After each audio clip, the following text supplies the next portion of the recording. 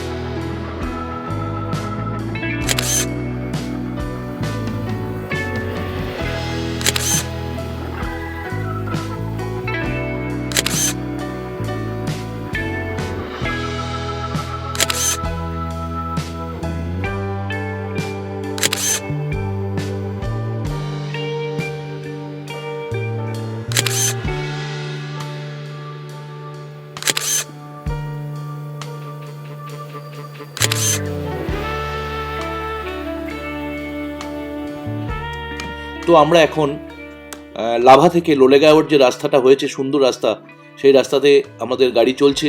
তো তার আগে বলি, আমরা ওইখানে বার্ডিংটা, সকালের বার্ডিংটা করার পরে আমরা আমাদের হোমস্টেতে ফিরেছিলাম। ফিরে লাগেজ গুছিয়ে নিয়ে আমরা ব্রেকফাস্ট করার পরে আমরা যে যার গাড়িতে উঠে রওনা। আমাদের সঙ্গে 2টো ইনোভা ছিল, প্রথমেই বলেছিলাম। তো আমাদের সঙ্গে আমাদের এক বন্ধু, সে আমাদের গজলডোবায় এসে মিট করেছিল, যে গজলডোবায় আমরা যে দুদিন ছিলাম প্রথমে, সেখানে সে আসেনি, তার কাজের জন্যে ওরা, আমি যেদিন গজলডোবা থেকে বেরোই সেদিনকে সকালবেলা এসে মিট করেছে, আর আমাদের সঙ্গে এতদিন ঋষভের বার্ডিংয়ে ছিল, কিন্তু আমাদের সঙ্গে সে লাটপাঞ্চর যেতে পারবে না, তার আবার কাজ পড়েছে, সেই জন্যে সে, তার একটা আলাদা গাড়ি করা হয়েছিল, সেই গাড়ি করে আমরা লাভা শহর হয়ে ও লাভা সিটি দিয়ে সোজা নিচে নেমে যাবে, মানে একদম এয়ারপোর্টে চলে যাবে, আর আমরা লাভার একটু আগে থেকে যে রাস্তাটা লোলেগাঁওর দিকে বেঁকে গেছে সেই রাস্তা দিয়ে নেমে পড়েছি, নেমে পড়ে যে রাস্তাটা এখন মিলিটারিদের জন্য মানে হাইওয়ে তৈরি হয়েছে, মানে লোলেগাঁও থেকে পুরো শিলিগুড়ি পর্যন্ত সেই হাইওয়ে দিয়ে আমরা যাচ্ছি এখন। আমরা এখন একটা ভিউ পয়েন্টে দাঁড়িয়েছি লাঞ্চ করব বলে। জায়গাটার নাম হচ্ছে পম্বুধারা। খুব সুন্দর জায়গা, চারিদিক 360 ভিউ দেখা যায় এখান থেকে, যেটা একটু আগে আপনাদের দেখালাম। তো এখানে আমাদের সবাই ওয়েট করছে, লাঞ্চ বলা হয়েছে এই রেস্টুরেন্টটায়, লাঞ্চ বলা হয়েছে। তো লাঞ্চ করে আমরা এবারে নিচের দিকে নেমে লাটপাঞ্চরের দিকে উঠবো। তো চলুন লাঞ্চ করি, কি লাঞ্চ হয় আজকে দেখি। সেদিন আমাদের লাঞ্চে ছিল গরম গরম ভাত, ডাল, ডিমের অমলেট, আলু ফুলকপির তরকারি আর পাঁপড় আর স্যালাড। ভারী সুন্দর সিম্পল খাবার, আমরা খেয়ে খুব এনজয় করলাম, রান্নাও খুব ভালো হয়েছিল। তো খাওয়ার পরে আমরা আর রাস্তার ভিডিও তুলিনি, কি আর তুলবো, একই রকম রাস্তা সব। যাই হোক, আমরা এখন লাটপাঞ্চরে যে একটা পয়েন্ট, ট্রোগন, রেড হেডেড ট্রোগনের পাখির জন্য একটা পয়েন্ট আছে, যারা লাটপাঞ্চর গেছেন তারা হয়তো জানেন, যারা পাখি তুলতে চান, সেখানে এসে আমরা এখন দাঁড়িয়েছি। তো এবারে আমরা একটুখানি চেষ্টা করব যদি কিছু পাওয়া যায়, তো চলুন দেখি। লাঞ্চ করার পরে আমরা লাটপাঞ্চরে চলে এসেছি। বেশি দিন না, গত বছর এই বছরই এপ্রিলে আমরা ঘুরে গেছি এখান থেকে। কিন্তু লাটপাঞ্চরে এত ভালো লেগেছিল, লাটপাঞ্চরে বার্ডিং করার দারুণ অভিজ্ঞতা হয়েছিল, তার জন্য আবার আমাদের সেই টানে ফিরিয়ে আনতে বাধ্য হয়েছে। আমরা আবার সেই চলে এসেছি, এটা হচ্ছে আমাদের লাটপাঞ্চরের ফার্স্ট রেড হেডেড ট্রোগন পয়েন্ট। সেখানে আমরা এখন ওয়েট করছি যদি ট্রোগনের দেখা মেলে। তাপসদা আস্তে আস্তে এগিয়ে আসছে, দেখা যাক কি হয়, পাই।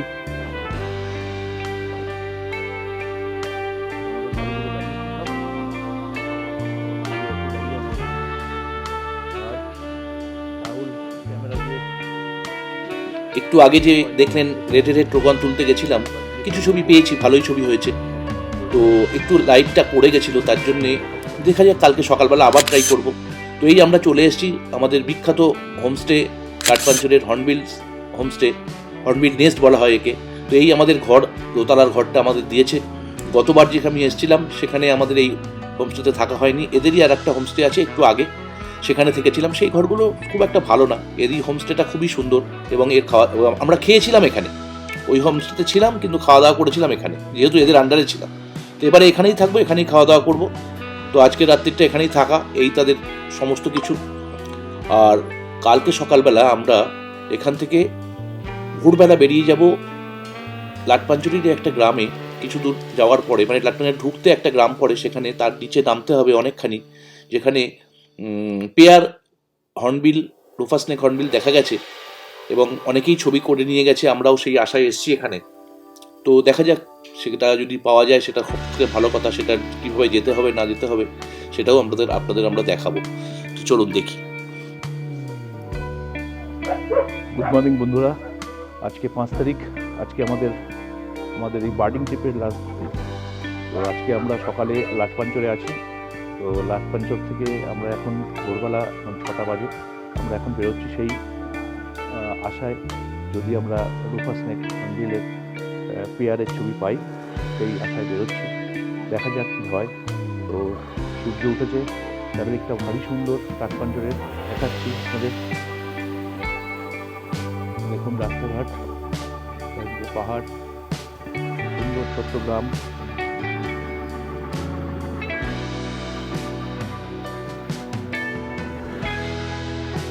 আমাদের সবাই ফটোগ্রাফাররা রেডি হয়ে গেছে, প্র্যাকটিস করছে। এবার আমরা যাব। তো বন্ধুরা চলুন দেখা যাক যে ট্রেলটা দিয়ে আমরা যাবো ওখানে সেটা খোঁজ করতে, সেটা আপনাদের দেখাচ্ছি, পরেই এটা দেখতে পাবেন। চল। তো বন্ধুরা, আমরা পৌঁছে গেছি সেই গ্রামটায়। এবার আমাদের নিচে নামার পালা। জানি না কতটা যেতে হবে, আমি তো কোনোদিন এই ট্রেলটায় আসিনি। তো আমাদের গাইড যেভাবে যেভাবে নিয়ে যাচ্ছে সেভাবে আমরা যাচ্ছি। তো বেশি কথা বলবো না এখানে, কারণ দেখার জিনিস সব কিছু, কথা বলার আর কিছু নেই। তো দেখুন কেমনভাবে আমরা নিচে নেমেছি এবং কীভাবে পাখির ছবি তুলেছি। পরবর্তী ভিডিওটা পুরোটাই গল্প, আপনারা দেখতে থাকুন।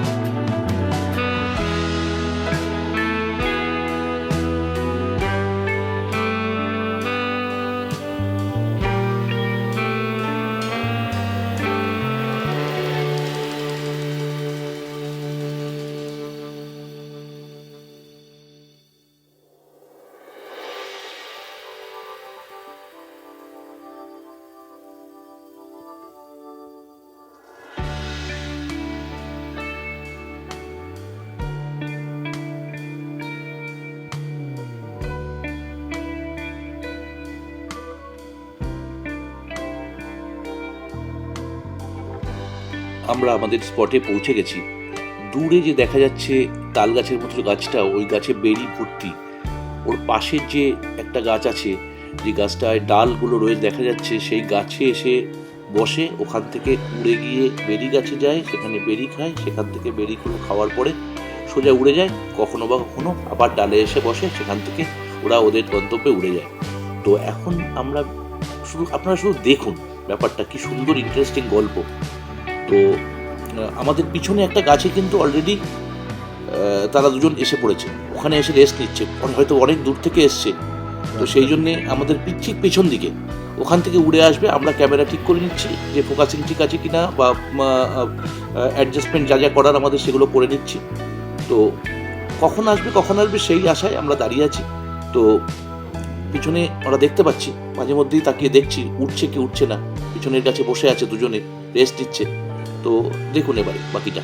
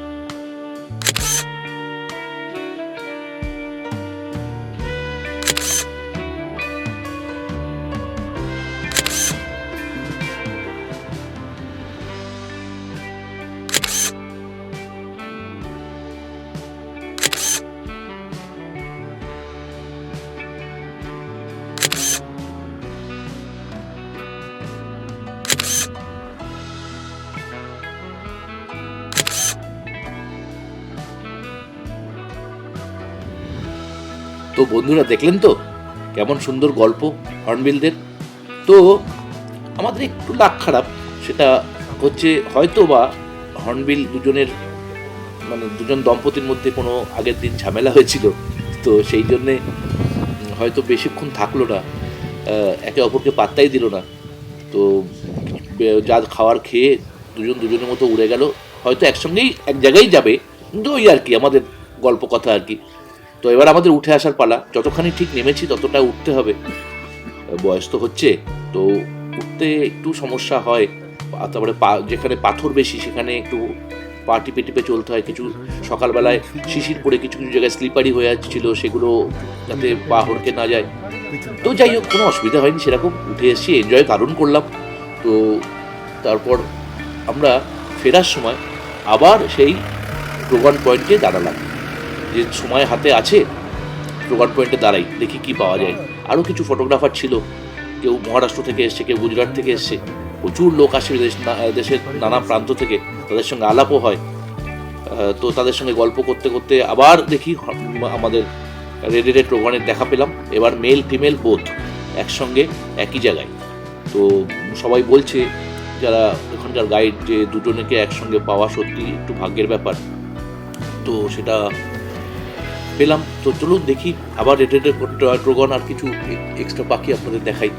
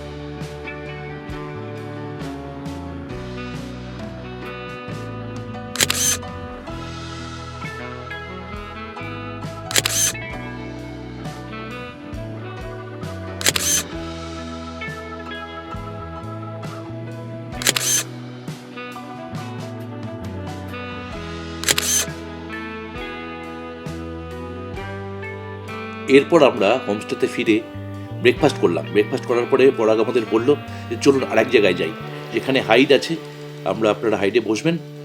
সেই জায়গায় যাচ্ছি এখন। হাইডে বসে বেশি পাখি পাইনি, একটাই পাখি পেয়েছি, এসে স্নান করে চলে গেল।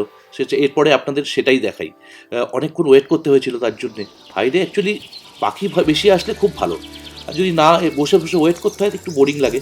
তো যাই হোক, দেখুন এবারে সেই পাখিগুলো।